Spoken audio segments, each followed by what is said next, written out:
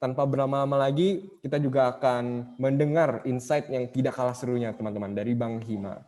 Bang Hima nih, waktu dan tempat dipersilahkan mengenai data science di bidang energi. Silakan Bang Hima. Ya, oke, makasih Richard. Ini gue share screen ya. Oke, Bang.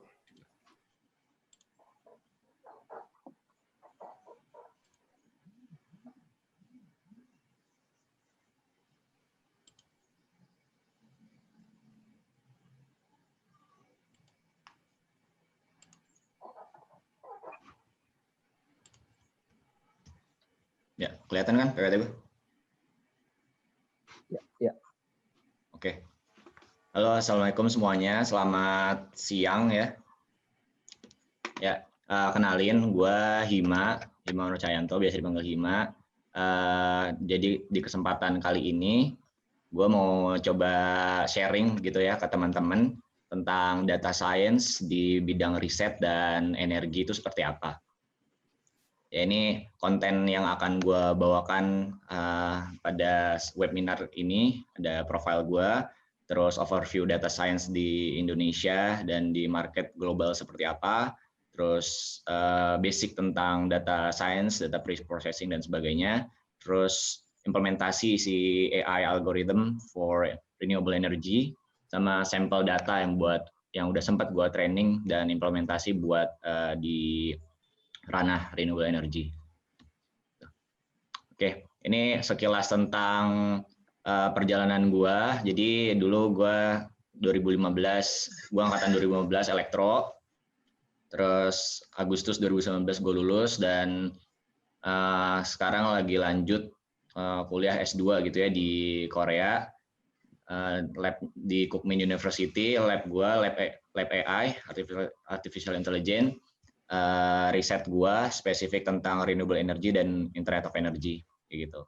Dulu di IME sempat jadi ketua IME FTW 2017 sama sempat jadi PO Axioma. Ini beberapa achievement dan award yang pernah gua dapat. Oke. Ini sekilas dokumentasi aja tentang perjalanan gua selama di kampus gitu ya. Teman-teman bisa lihat di Instagram gua. Ini riset-riset yang pernah gua publish sama yang lagi progres sekarang. Ini yang pertama ada AI buat forecasting PV, yang kedua ada home energy management system buat active demand response, terus smart factory buat IoT platform, terus life cycle forecasting buat smart factory, sama ini yang kelima terakhir ada analysis of power transformer lifetime using high index transformer based on artificial neural network. Ini skripsi gue terakhir di S1, skripsi S1 gue nih. Jadi ngeprediksi umur trafo pakai AI gitu ya. Ini ada beberapa riset gue yang udah publish, teman-teman bisa cek, ada di IEEE dan sebagainya. Oke, jadi ini basic ya. Jadi kadang teman-teman kalau misalkan lagi mau nyari kerja nih, mungkin beberapa ada yang masih bingung ya, kayak bisnis analis itu apa sih, data analis itu apa sih, data scientist itu apa, data engineer itu apa, dan sebagainya. Business intelligence, data science, business analyst, nah itu apa sih sebenarnya? Nah, sebenarnya, Oke, jadi data science sendiri ini sebenarnya multidisiplin ya, ilmu multidisiplin yang tujuannya sederhana gitu untuk ngekstrak informasi dari data. Nah, data science sendiri itu dibagi jadi ada 3, ada analisis, modeling, sama testing. Nah, analisis ini dia ngediagnosis nih, melihat suatu data yang udah kita dapat gitu ya, terus kita analisa buat pengambilan keputusan dan sebagainya. Terus buat modeling ini lebih ke prediktif. Jadi kita bikin suatu model yang bisa ngehasilin prediksi. Sama yang buat ini testing. Testing itu kita ngimprove model kita yang udah kita bikin. Itu intinya. Oke, ini bakal gue bahas ke depannya tentang satu persatu nih, analisis, modeling, sama testing. Oke, buat yang analisis dulu nih. Jadi pertama-tama itu dari entah bisnisnya apa aja gitu ya, produknya apa aja, atau produk renewable energy kah, atau apa barang-barang atau sebagainya.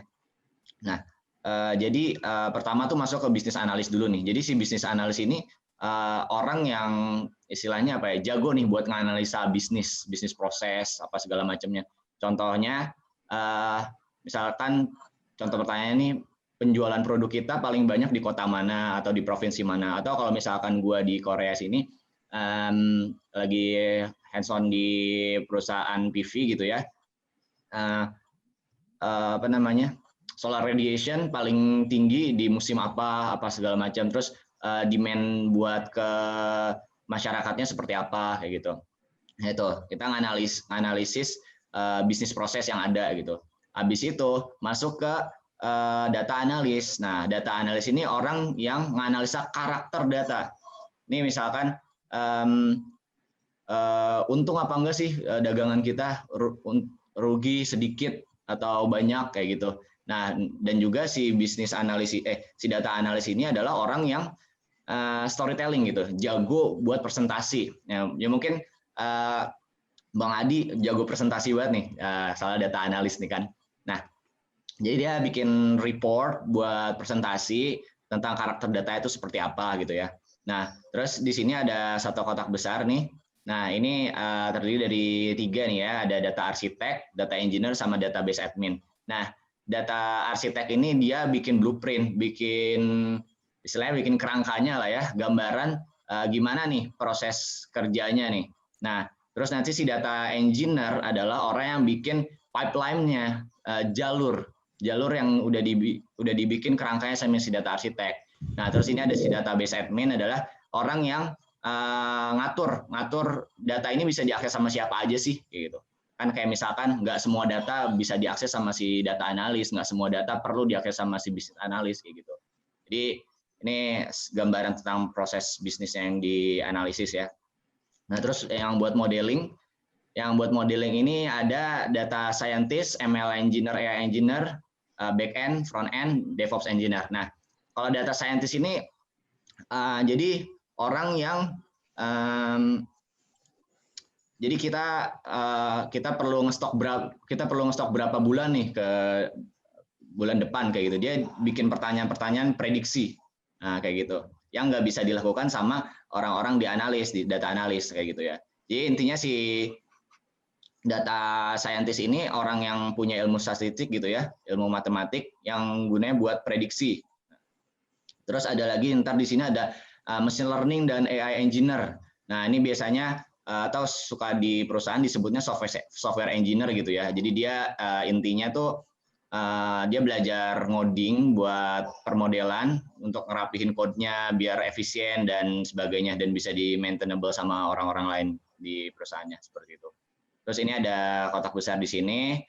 Jadi isinya itu si back end, front end. Si back end itu orang yang bikin kerangka. Misalkan kita mau bikin website nih, website dan aplikasi itu dia yang bikin kerangkanya.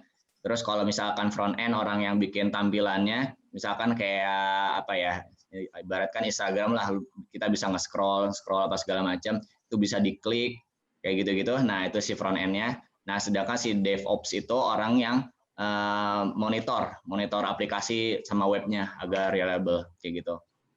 Oke. Terus terakhir ada di testing. Jadi testing ini dia ngimprove hasil modeling yang udah dilakukan gitu ya. Kira-kira prediksi kita bulan depan akurat apa enggak? Misalkan kalau dari renewable energy itu kan contohnya gue ngeprediksi solar radiation gitu ya. Prediksi gue besok solar radiation ke solar panel gue itu bakal berapa gitu. Bakal banyak atau enggak, atau cloud size-nya bakal mempengaruhi apa enggak kayak gitu. Nah, itu sih, dan semua data itu kesimpan di data warehouse. Ya, jadi ini overview-nya sih. Tadi yang udah sempat gue jelasin ini. Jadi bisnisnya, entah itu bisnis apa aja, masuk ke bisnis analis, orang yang analisis bisnisnya. Terus abis itu ada data arsitektur, orang yang bikin kerangkanya, ya. Terus abis itu ada data engineer, dia ngerapihin kode-kodenya. Data DevOps, orang yang monitoring. Terus di sini ada data science, orang yang bikin model-model prediktifnya. Terus ini ada machine learning engineer.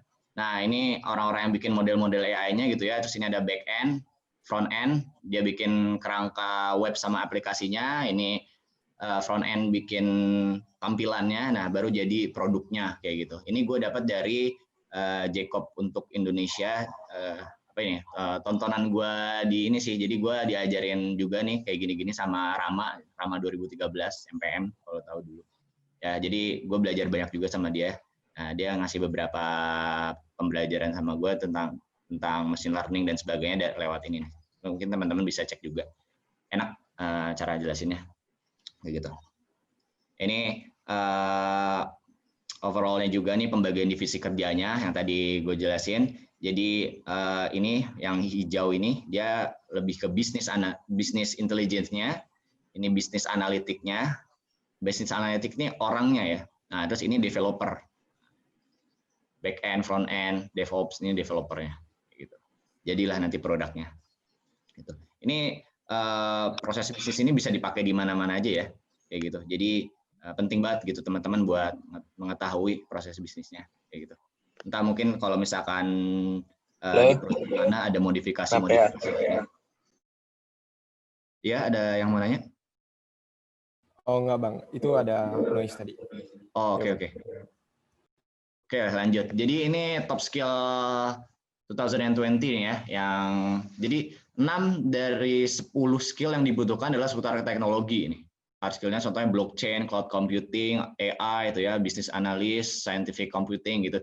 Jadi itu kenapa teman-teman perlu banget buat belajar tentang teknologi-teknologi terkini gitu ya. Ini sumber gue dari World Economic Forum gitu. Ini kalau nggak salah yang bulan Januari atau Februari gitu.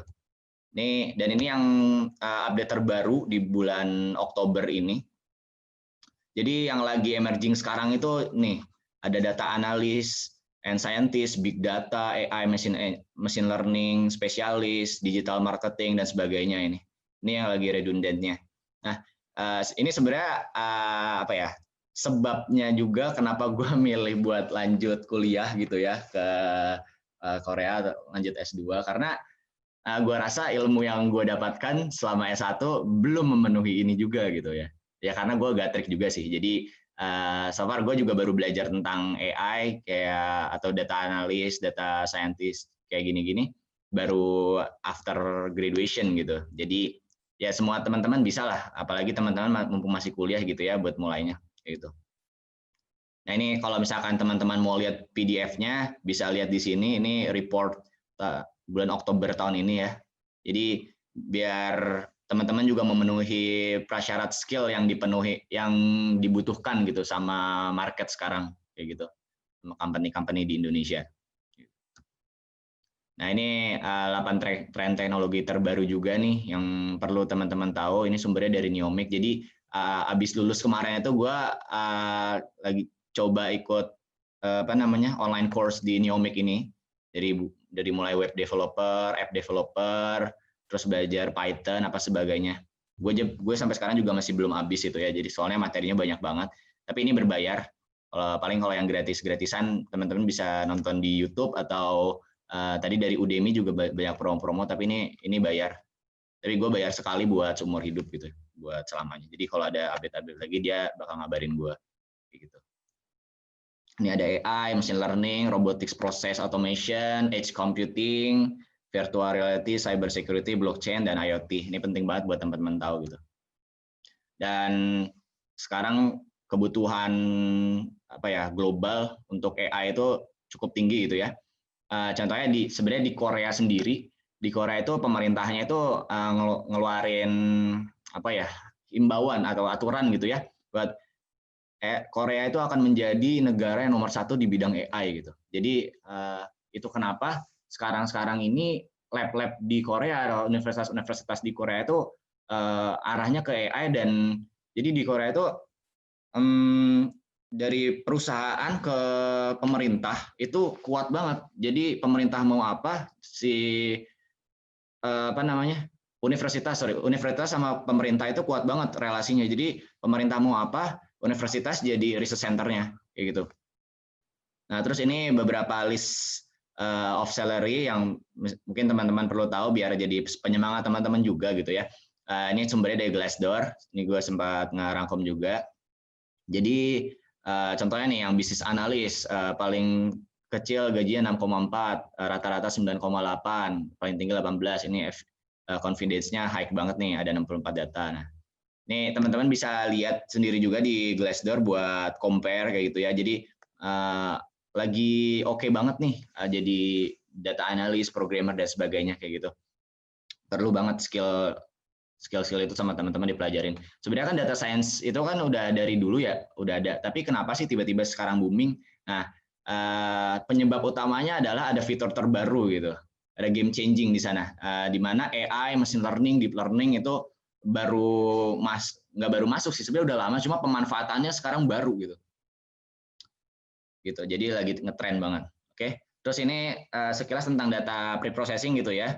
Jadi data itu ada data mentah, ada data yang terstruktur, data yang udah kita olah, udah dimasukkan, disimpan dan dianalisis, data preprocessing, data yang udah diubah gitu ya, dalam kondisi di mana komputer gampang memahaminya. Terus ada exploration data analysis. Jadi dia pendekatan analisis buat pengumpulan data, meringkas dan sebagainya. Terus habis itu terakhir kita visualisasikan data kita kayak gitu. Nah, ini data pre-processing. Jadi kalau kita tahu data itu dibagi dua, ada kategorikal, numerikal.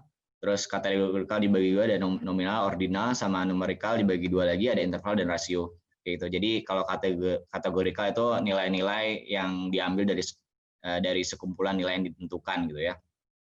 Terus kalau numerikal nilai yang berkelanjutan dan integer. Ini sebenarnya teman-teman bisa baca sendiri juga di internet juga banyak ini tentang data preprocessing segala macamnya. Terus habis itu nih step-step of data preprocessing. Yang pertama ada data quality assessment, yang kedua ada feature aggregation, yang ketiga ada feature sampling, dimensional reduction, fitur, dan yang terakhir ada fitur encoding. Jadi teman-teman semua harus ingat nih kalau misalkan nggak semua langkah dapat diterapkan untuk setiap data kayak gitu. Dan sebenarnya ini semuanya tergantung sama data yang lagi kita kerjakan itu kayak gimana, karakter datanya seperti apa. Jadi pas teman-teman nanti di skripsinya atau di dunia kerja nggak bisa langsung expect data itu udah sempurna kayak gitu, nggak bisa. Jadi mungkin hanya beberapa langkah yang diperlukan untuk kumpulan data. Jadi perlu menganalisis data. Gitu. Terus ini contoh yang buat data quality assessment gitu. Jadi masalah-masalahnya itu biasanya ada human error, ada limitation of measuring, sama flaws in the data collection process. Nah, kalau buat contohnya itu ada missing value. Jadi ada data yang hilang gitu ya. Jadi solusinya paling kita ngeeliminasi baris data yang hilang atau ngeestimasi nilainya berapa nih nilai data yang hilang gitu. Terus yang kedua ada duplicate values kayak misalkan ngisi formulir atau ngisi apa, terus ada yang ke submit 2 kali sebagainya kayak gitu ya. Sama inconsistent value. Jadi tadi misalkan alamat isinya nomor telepon atau sebagainya nggak relevan gitu. Nah, itu. Terus ada fitur aggregation. Jadi fitur aggregation ini dilakukan untuk mengambil nilai agregat dan menempatkan di perspektif yang berbeda. Ini contohnya. Jadi misalkan kalau gue di sini dalam perspektif energi gitu ya. Jadi gue punya data solar irradiance gitu 6 bulan atau 1 tahun gitu. Nah, sedangkan gue pengen prediksi per hari gitu. Nah, terus gue persimpel gitu jadi per hari kayak gitu-gitu. Nah, jadi biar menghasilkan pengurangan konsumsi memori dan waktu pemrosesannya juga. Jadi kita bakal diberikan tampilan data ya tingkat tinggi karena perilaku grupnya itu gimana. Tuh. Terus ini fitur sampling ya. Jadi di fitur sampling ada ini undersampling sama oversampling. Jadi teman-teman harus consider juga sama ini.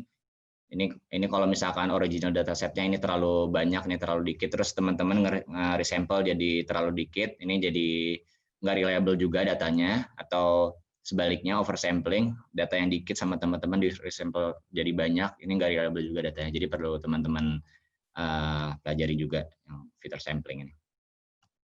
Terus ini dimensional reduction, mostly ada 2 ya yang bisa dipakai ya, ada PCA sama SVD.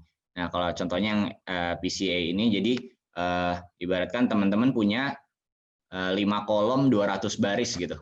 Nah, 5 kolom 200 baris, terus teman-teman bisa convert itu ke 2 kolom 500 baris. Nah, jadi dari 5 kolom ke 2 kolom. Dan data di 2 kolom 500 baris itu bisa diprediksi yang hasil prediksinya sama-sama kayak 5 kolom 500 baris itu. Nah, itu. Jadi intinya dia algoritma analis data yang bekerja lebih baik dari dimensi set yang lebih rendah kayak gitu sih. Terus model yang dibangun di atas data dimensi yang lebih rendah lebih mudah dipahami dan jelaskan sama komputer. Terus sih.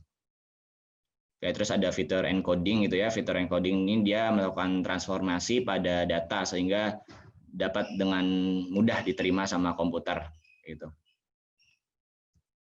Oke, terus biasa buat machine learning gitu, teman-teman mungkin udah dipelajari juga di workshopnya Technoskill. Jadi pertama ada training, ya kita nge-training datanya dulu, nanti udah overfitting kondisinya atau underfitting kah? Itu udah pada tahu kan ya overfitting, underfitting ya di workshop. Oke, terus abis itu ada tes data, kita nguji hipotesis model kita udah benar apa enggak, terus kita nanti bakal kita validasi gitu ya, memilih dan meningkatkan hyperparameter di model kita.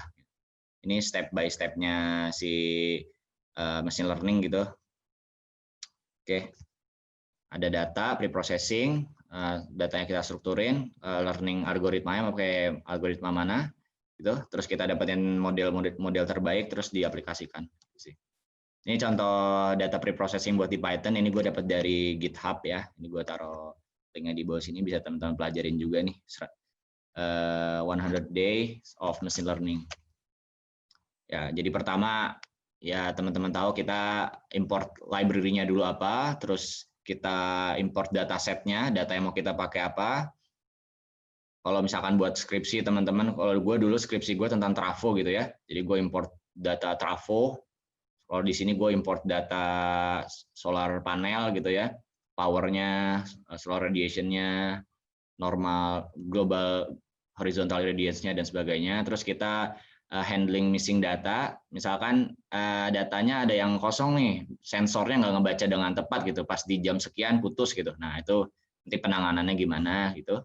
Terus step selanjutnya ada encoding categorical data, categorical datanya kayak gimana. Terus habis itu step 5-nya kita splitting dataset gitu ya. Yang mau dibuat training berapa persen, yang mau dibuat tes berapa persen. Biasanya yang trainingnya lebih banyak sih. Terus ada fitur scaling. Itu sih. Oke, terus ini contoh aplikasi machine learning di dunia gitu ya. Ada buat facial recognition, autonomous driving car, dan sebagainya nih teman-teman bisa lihat. Contohnya apa namanya, Google Translate juga tuh pakai AI juga tuh ya. Nah, kalau misalkan teman-teman yang belum tahu nih bedanya AI, machine learning, deep learning itu apa? Jadi kalau AI itu dia udah punya pattern, udah punya standarnya. Contohnya skripsi gue dulu tentang trafo. Nah, gue udah punya standar IEEE gitu. Trafo yang baik itu yang kondisi olinya berapa, terus kondisi furannya berapa, kayak gitu.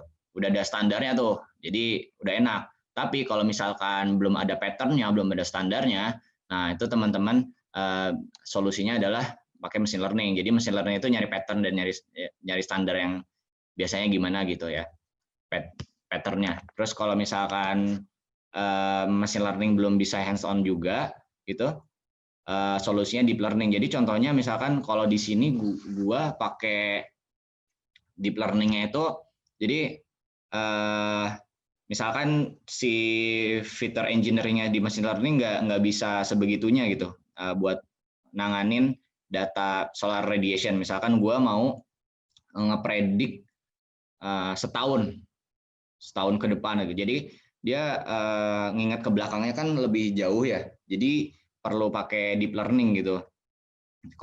Kecuali kalau misalkan cuma mau ngepredik sehari atau sejam ke depan atau 2 jam kayak gitu, kadang pakai machine learning lebih bagus. Tapi itu bisa teman-teman coba sih yang bagus gimana, karena based on data juga kayak gitu. Nah, terus ini buat di machine learning, teman-teman juga udah tahu di workshop gitu ya, dibagi jadi dua, ada supervised learning sama unsupervised learning. Supervised learning dibagi juga jadi classification sama regression, unsupervised learning jadi clustering. Sebenarnya ini masih banyak lagi gitu ya. Ini contoh-contohnya yang dasar nih, teman-teman bisa belajar, dan kemarin yang udah dipelajarin di workshop itu jangan lupa diimplementasiin dan dipraktekin gitu ya, buat skripsi apalagi itu bakal kepake banget gitu.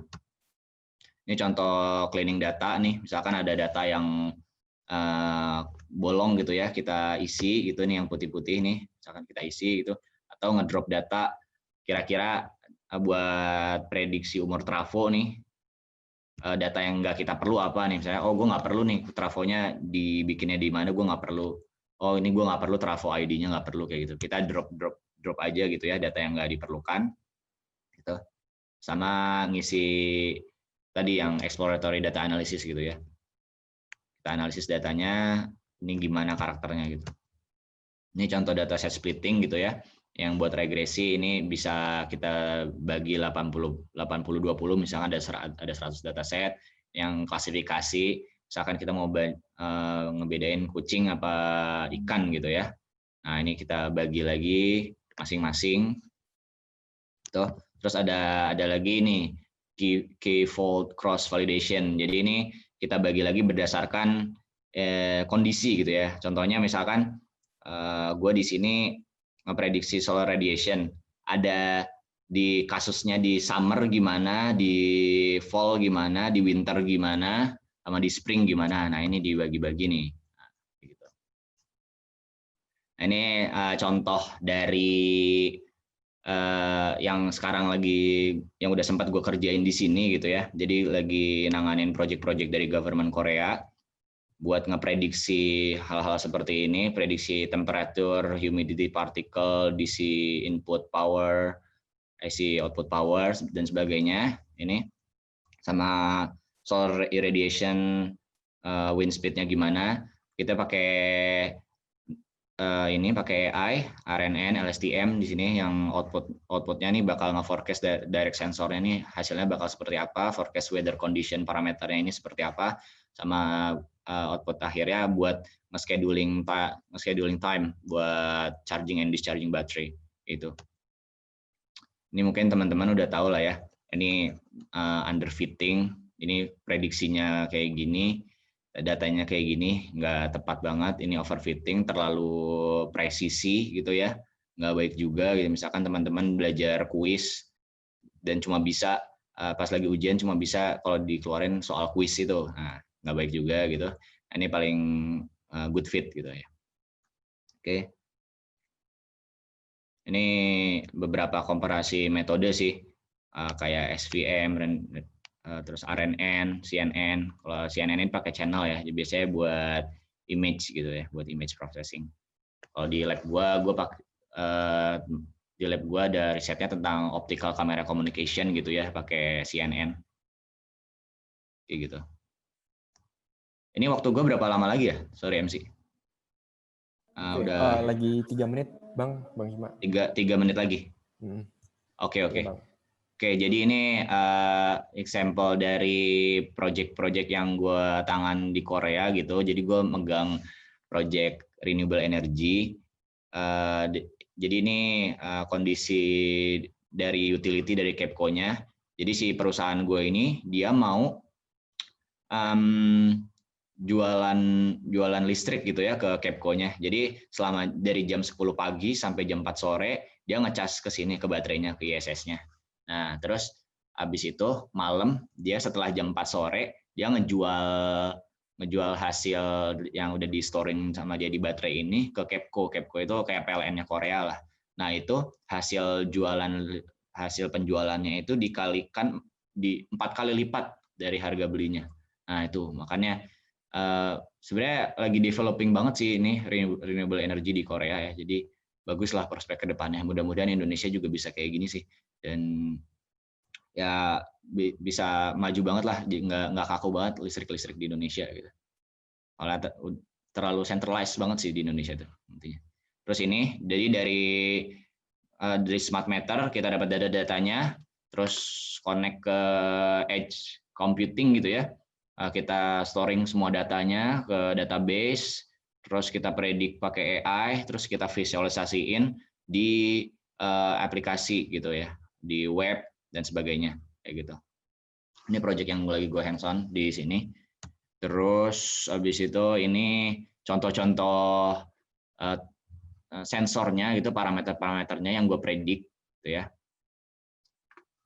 Intinya kalau di sini sih gue pakai regresi sih ya buat ngeprediknya gitu.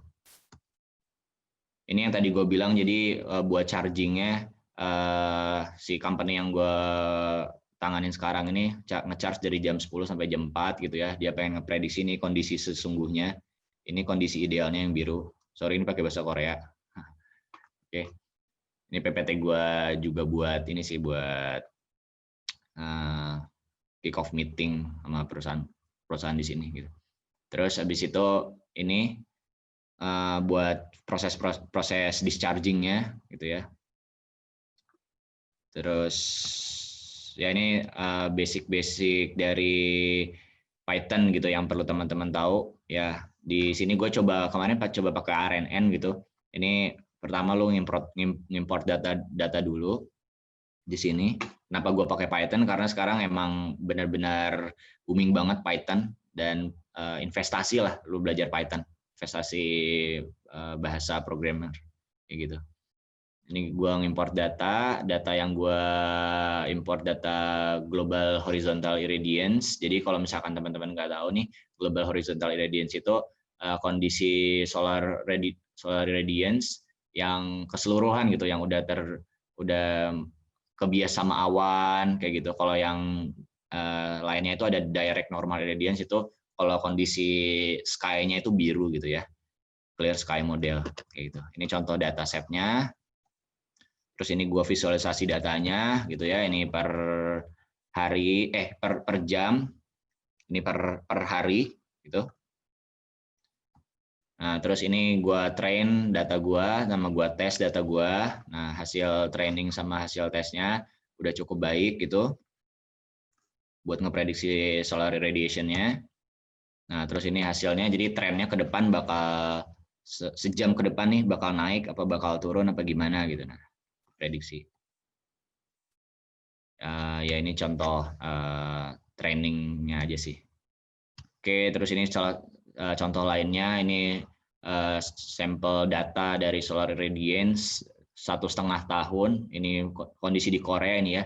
Ini lagi winter, jadi solar irradiance-nya lagi dikit. Terus ke sini lagi summer, lagi banyak solar irradiance-nya. Terus ini balik lagi ke winter dan sebagainya. Di sini gue ngambil sampel data 365 hari. Which is 1 tahun. Nah, terus ini yang biru ini datanya gimana nih, data yang ini. Terus ini yang merah hasil prediksinya. Nah, terus dengan ini gue mau ngeprediksi seminggu ke depan kayak gimana. Nah, kayak gitu. Ya, ini contoh programmingnya. Ya, oke, itu aja dari gue. Thank you banget buat semuanya. Kalau bisa teman-teman digging terus tentang tadi skill set juga yang udah sama Bang Adi sebutin tuh ya, sama digging lagi teknologi tren teknologi sekarang yang lagi booming dan buat market gitu, buat company yang dibutuhin apa aja gitu. Karena investasi banget buat diri kalian. Itu aja dari gue, makasih. Ini kalau misalkan mau tahu gue lebih lanjut bisa follow Instagram gue di sini dan bisa lihat YouTube gue. Oke. Thank you semuanya. Wow, terima kasih Bang Hima atas presentasi yang sangat insightful. Ya guys, jangan lupa follow YouTube channel sama Instagramnya Bang. Kalian promosi ya Bang. Oke, yang aku dapat itu banyak banget ya, kita belajar mengenai kalau dari Bang Hima, yang aku lihat persamaan dari Bang Adi juga on demand. Ternyata data science memang on demand banget sekarang ini, dan juga aku bisa lihat itu tadi Bang Hima kasih framework yang jelas bagaimana dunia data science mulai dari bisnis intelligence-nya, business analytics, dan juga dari developer-nya. So, ya, dari analisis dan testing, serta study case di bidang energi. Nanti kita juga dari panitia minta izin untuk share PPT materi dari Bang Hima dan juga Bang Adi ya. Jadi teman-teman bisa dapat recap insight yang benar-benar keren banget buat kita sebagai anak elektro yang mau belajar data science. Nah, jadi untuk sekarang akan ada sesi penutup atau ucapan terima kasih dari teman-teman kita panitia Teknoskill.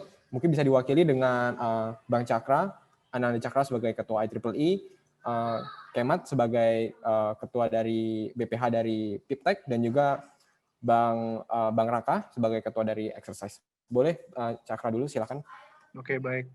Terima kasih ya. Ini momen luar biasa. Saya mau berterima kasih sebanyak-banyaknya dulu kepada Bang Hima sama Bang Adirian sudah menyempatkan waktu ya, serta sudah mau berbagi ilmu.